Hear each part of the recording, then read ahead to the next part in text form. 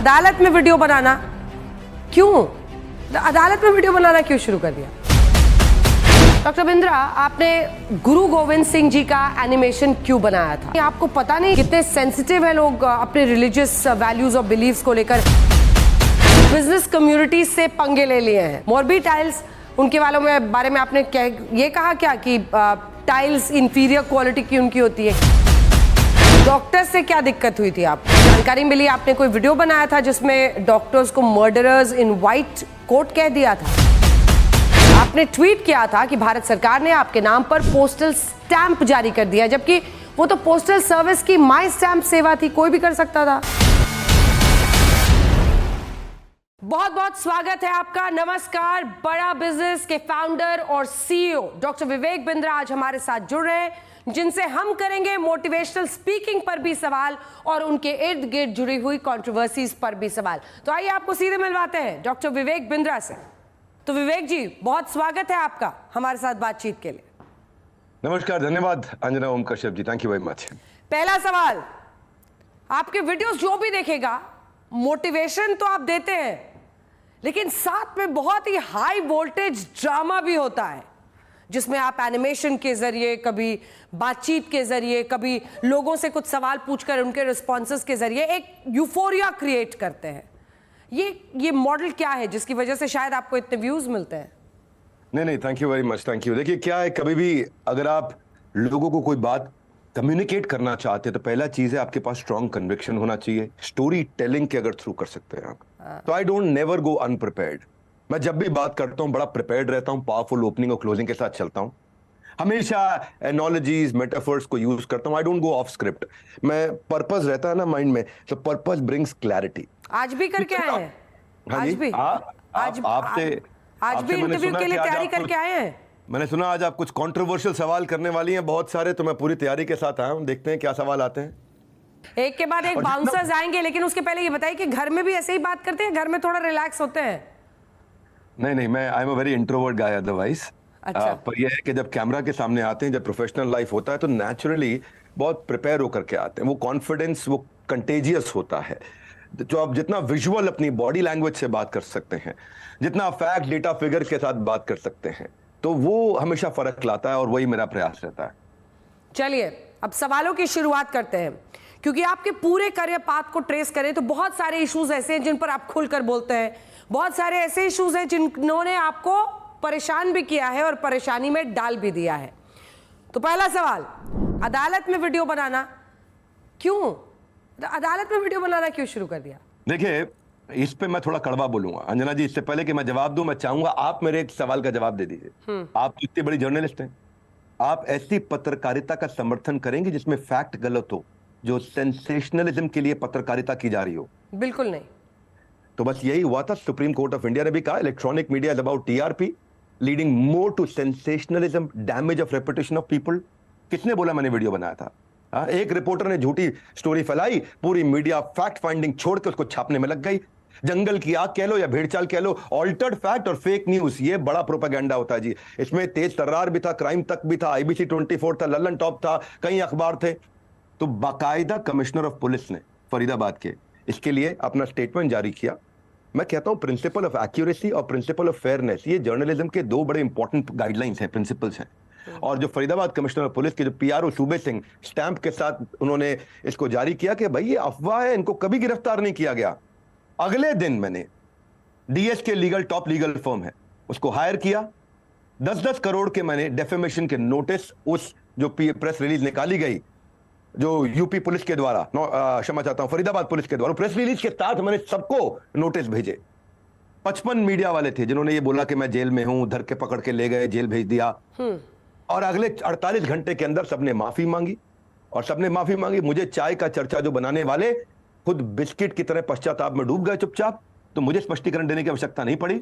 इसके लिए पुलिस ने खुद जवाब दिया, मीडिया ने खुद जवाब दिया, मीडिया ने माफी भी मांगी और सारी खबरों को बदला भी। मुझे कभी नहीं गिरफ्तार किया गया था। मैं कंटेंट में बिलीव करता हूं, कंट्रोवर्सी में नहीं।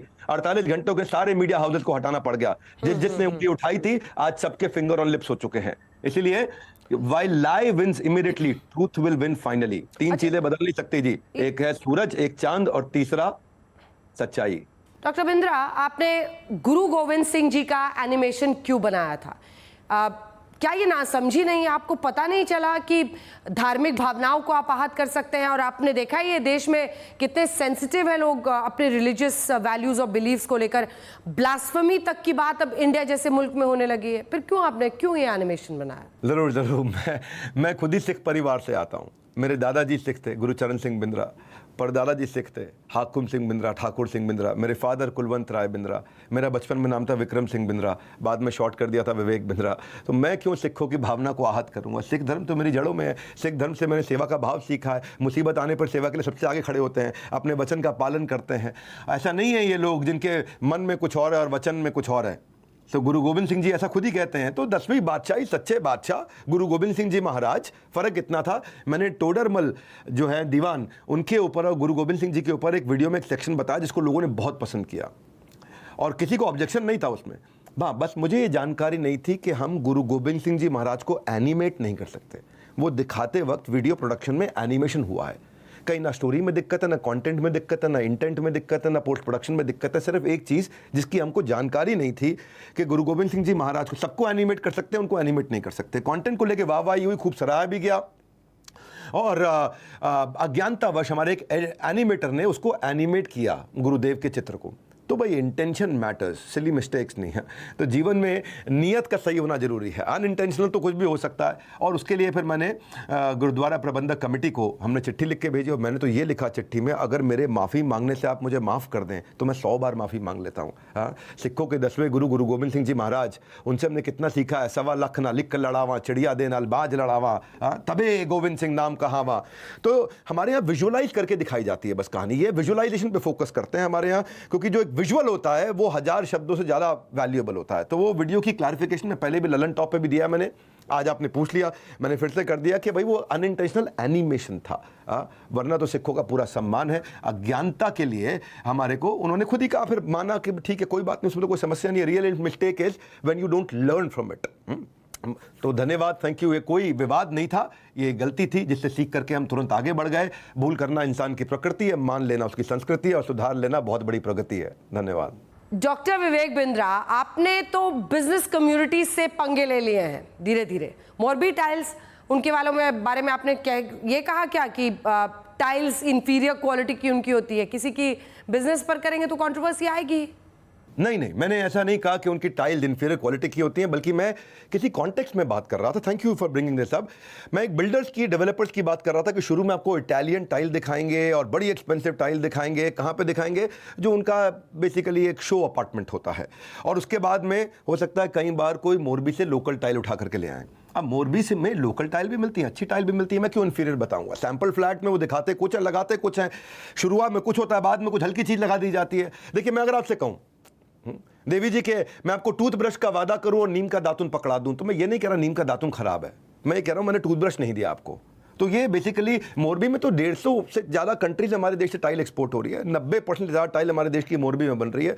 तो मैं तो मोरबी में खुद जाता हूँ, पसंद करता हूँ। मेरे साथ व्यापारियों का बड़ा अच्छा रिश्ता है। वहाँ पे 1000 से ज़्यादा यूनिट है आज मोरबी के अंदर, 3 लाख लोगों को एम्प्लॉयमेंट दे रहा है। मैं मोरबी के अगेंस्ट क्यों बोलूँगा? कि हम लोग के चैनल जब बड़े हो रहे हैं ना, तो आउट ऑफ कॉन्टेक्स्ट कोई चीज़ उठा ली जाती है। ये एक बहुत बड़ा इंडस्ट्रियल क्लस्टर है। मोरबी में क्वालिटी टाइल्स बनती हैं। आज बड़े ब्रांड भी मोरबी से टाइल बनवा रहे हैं और लोकल चीप भी बनेगी क्योंकि क्लस्टर है। तो मैंने बोला कि दिखाएगा इटालियन, लगा देगा मोरबी से लाके कोई लोकल चीप क्वालिटी। इसका अर्थ ये नहीं कि मोरबी गलत है। तो ये कंट्रोवर्सी है ही नहीं। अगर किसी को ऐसा लगा कि ये कंट्रोवर्सी है तो भाई मैं माफी मांग लेता हूं, कोई समस्या नहीं है मुझे। जैसे ही लोगों ने इस पे आपत्ति जताई, मैंने वो वीडियो हटवा दी। मैंने कहा अगर आउट ऑफ कॉन्टेक्स्ट लिया जा रहा है और आपत्ति आ रही है, it is important that we forgive ourselves for making mistakes. We need to learn from our errors and move on. तो वो हटा दिया गया वीडियो। इंटेंट बिल्कुल क्लियर है, मोरबी हमारे देश का एक बहुत बड़ा कॉन्ट्रीब्यूटर है। एक और कंट्रोवर्सी है आपके नाम पर। आपने ट्वीट किया था कि भारत सरकार ने आपके नाम पर पोस्टल स्टैंप जारी कर दिया, जबकि वो तो पोस्टल सर्विस की माई स्टैंप सेवा थी, कोई भी कर सकता था। हाँ, इसके ऊपर बहुत वीडियोस बनाए गए मेरे कि भाई मैंने पोस्टल स्टैंप बोला कि भारत सरकार ने। देखिए, एक कुलदीप सिंह नाम के गवर्नमेंट ऑफिशियल, उनका मैं आपको फ़ोन नंबर दे देता हूँ। वो डाक विभाग में ही काम करते हैं। 16 अक्टूबर के दिन अलवर में वो मेरे बाउंस बैक इवेंट में आए थे। उन्होंने आकर के हमारे को प्रेजेंट करी थी ये स्टैम्प कि हमारे यहाँ से ये स्टैम्प आपके लिए डाक विभाग द्वारा बनवा करके भेजी गई है। और उसमें मुझे कोई उन्होंने स्कीम थोड़ी बताई थी। ये माई स्टैम्प इनिशिएटिव है तो मुझे बात नहीं पता चला था। ना तो हमने कोई ट्रांजैक्शन किया, ना हमने किसी को कोई पैसे दिए। हम तो कुलदीप जी को धन्यवाद कर रहे थे, उन्होंने कितना अच्छा हमारे सम्मान में बनवाया। तो ये कौन सी स्कीम में बन सकती है? बनवाया सरकार ने ही, बनवाया सरकारी लोगों ने ही, लेकिन कौन सी स्कीम में हो सकता है? ये उसी स्कीम में बनी जिस स्कीम में और भी लोग ले सकते हैं। तो ये कोई कंट्रोवर्सी नहीं थी। मेरी ज्ञान की पुस्तक में ईमानदारी पहला अध्याय है। People should know that when you try to pull someone down, जैसे यूट्यूबर कई बार और सोशल मीडिया पर लोग करने लग जाते हैं, when you try to pull someone down it will never help you reach the top. तो बेसिकली नादानियाँ जिंदगी की एक एड ब्रेक जैसी होती है, और ये एक समझ लो एक सिली लैक ऑफ कम्युनिकेशन था। It is not on purpose. इससे हमारा एम्बैरेसमेंट भी हो जाता है कई बार। तो जैसे मैंने आपको बताया कि ये पोस्टल डिपार्टमेंट ने ही ये प्रिंट किया था मेरे लिए, और कुलदीप सिंह गवर्नमेंट ऑफिशियल थे जो 16 अक्टूबर को आकर के अलवर में मेरे बाउंस बैक इवेंट में लाइव सबके सामने देखे गए, जिसकी मेरे पास फोटोग्राफ है। उन जेंटलमैन का मेरे पास फोन नंबर भी है। हमारी ट्रांजैक्शन नहीं थी इसको लेकर के। धन्यवाद। डॉक्टर से क्या दिक्कत हुई थी आपको, अब ये बताइए। जो जानकारी मिली, आपने कोई वीडियो बनाया था जिसमें डॉक्टर्स को मर्डरर्स इन व्हाइट कोट कह दिया था, क्या ये सच है? अंजना जी, आपके सवाल बहुत अच्छे हैं। एक से बढ़कर एक सवाल आप पूछ रही हैं। आशा करता हूं आपको मेरे जवाब भी अच्छे लग रहे होंगे। मैं कैमरा के लेंस पे नहीं, भगवान की गीता के लेंस से विश्वास रखता हूं। मैं ये कहना चाहूंगा आपको कि भाई डॉक्टर्स में जो आपने सवाल पूछा है, ये केस 2018 का है, आज का नहीं है। मेरे पे 50 करोड़ का डेफेमेशन का केस चला था IMN, इंडियन मेडिकल एसोसिएशन ने, और जितनी एक्साइटमेंट से उन्होंने मुझ पे केस किया था, 10 गुना ज्यादा एम्बैरेसमेंट उनको झेलनी पड़ी। बड़ी विनम्रता से बोलूंगा। कोर्ट ने 16 पन्नों की जजमेंट दी, वो केस मैं जीत चुका हूं। अगर आपने वो जजमेंट नहीं देखी, मैं जजमेंट आपको भेजूंगा। कोर्ट ने जजमेंट में साफ साफ कहा है कि जो मैंने वीडियो बनाया डॉक्टर्स के खिलाफ, उसमें कोई इंटेंशन नहीं है मेरी डॉक्टर्स को या किसी पर्टिकुलर प्रोफेशन को हर्ट करने की। जजमेंट में लिखा गया कि कोई सफिशिएंट ग्राउंड ही नहीं है कि प्रोसीड कर सके कोई केस डॉक्टर विवेक बिंद्रा के अगेंस्ट। उन्होंने CRPC 203 के अंदर इसको डिसमिस कर दिया। और यहां पे मैं जज साहब को धन्यवाद दूंगा। मैं तो मुझे उन्होंने सम्मन तक नहीं दिया। बोला सम्मन देना, अब बोला केस शुरू करना तो दूर, सम्मन भी नहीं दे सकते। तो बड़ा अच्छा वीडियो था मेरा वो। और by stretch of any imagination जज साहब ने कहा कि ये वीडियो किसी भी सेक्शन पे कोई झगड़ा नहीं करा रहा। तो कोर्ट ने, मैं जज साहब ने बोला, मैंने 20 बार इनका वीडियो देखा, मुझे नहीं लगा इसमें कुछ भी गलत है। इनफैक्ट देवी प्रसाद शेट्टी की, गोविंदप्पा वेंकट स्वामी डॉक्टर हैं, अरविंद आई केयर हैं, टाटा मेमोरियल हॉस्पिटल, मैंने उनकी तारीफ भी करी थी। और इनफैक्ट क्रिश्चियन मेडिकल कॉलेज है जो वेल्लोर में है, वो भी कितना गरीबों का इलाज करता है, उसकी भी तारीफ। मैंने अच्छे एग्जांपल दिए कि प्रॉफिटेबल स्केलेबल होना चाहिए। डॉक्टर क्या करते हैं, डॉक्टर जो है कई बार कमीशन खोरी के चक्कर में गलत काम कर देते हैं। उन्होंने मुझे बहुत फोन किए, मारेंगे, ऑफिस तोड़ देंगे, बर्बाद कर देंगे, विवेक बिंद्रा तेरी डिग्री फाड़ देंगे आकर के। पर जज साहब ने सम्मन तक नहीं किया। मेरा मकसद था मैल प्रैक्टिस के बारे में बात करना। मेरा मकसद था, उन्होंने 50 करोड़ का मेरे पर डेफेमेशन किया, सारे केस वो हार गए। मैंने कमीशन मॉडल की बात करी थी। मैं जब कोई डॉक्टर मेडिसिन प्रेस्क्राइब करता है तो उसी मेडिकल स्टोर पे क्यों मिलेगी दवाई? जब वो स्कैन या ब्लड टेस्ट प्रेस्क्राइब करता है तो उसी लैब पे क्यों जाके कराने के लिए बोलता है वो? और मैं पहला नहीं हूं जिसने हाईलाइट किया, कई लोगों ने हाईलाइट किया। आप तो जानते हैं कि किसी भी MR को क्या क्या देना पड़ जाता है। यूरोप ट्रिप गिफ्ट करना पड़ता है, स्मार्टफोन गिफ्ट करने पड़ते हैं, दवाइयां रेकमेंड कराने के लिए लेजर ट्रिप गिफ्ट करने पड़ते हैं। और देखिए, सिनेमा समाज का आईना होता है। गब्बर इज बैक अक्षय कुमार की मूवी है, उनको एक अक्षय कुमार पे भी उन्होंने 5 करोड़ का डेफेमेशन का केस डाला था।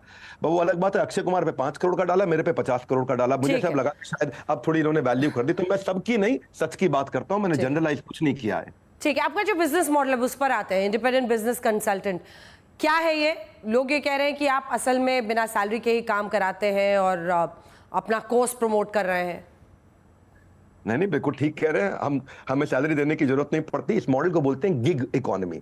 गिग इकोनॉमी में स्विगी है, जोमेटो है, ओला है, उबर है, शॉपिफाई है, ये सब सैलरी थोड़ी देते हैं, ये साथ में पार्टनर्स बनाते हैं। ओला के ड्राइवर को सैलरी नहीं मिलती, वो पार्टनर होता है। मोतीलाल ओसवाल का इंडिपेंडेंट फाइनेंशियल एडवाइजर सैलरी नहीं लेता, वो पार्टनर होता है। LIC का एजेंट सैलरी नहीं लेता, वो पार्टनर होता है। इनको फ्रीलांसर, एफिलिएट मार्केटिंग, सोलोप्रेन्योरशिप, ये बिजनेस के मॉडल्स हैं।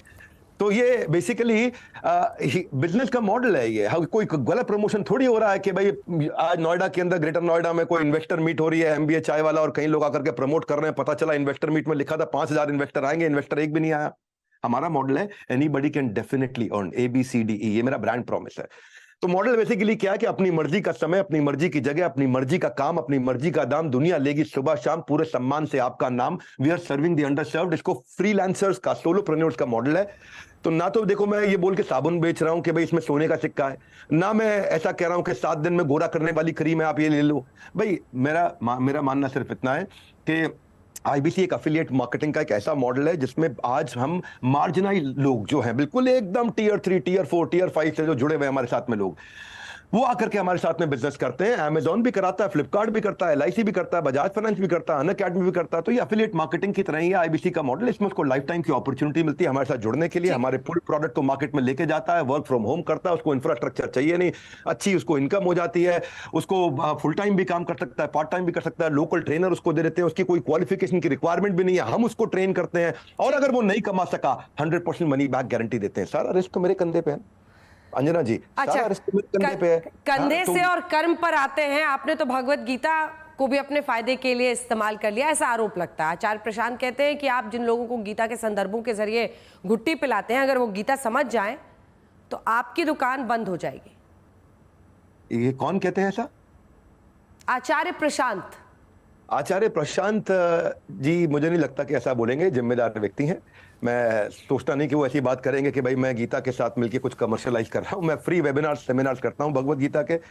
मैं भगवत गीता से लोगों को management principles, leadership principles, behavioural principles सिखाता हूं। मैंने गीता पे सिर्फ हाथ नहीं रखा है, मैंने गीता का साथ भी रखा है। तो जो बोलूंगा सच्ची बोलूंगा। मैं बता देता हूं, आचार्य प्रशांत जी ने नहीं किया होगा, किसी ने और ने वीडियो बना करके जरूर बोल दिया होगा। तो मेरे और उस व्यक्ति के लिए मेरा कर्म उसकी मोहर की मोहताज नहीं है।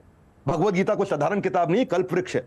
भगवत गीता से आप शारीरिक, मानसिक, भौतिक, आध्यात्मिक, व्यापारिक जो सुधारना चाहते हैं सुधार लीजिए। भगवत गीता नेशनल बुक होनी चाहिए हमारे देश की।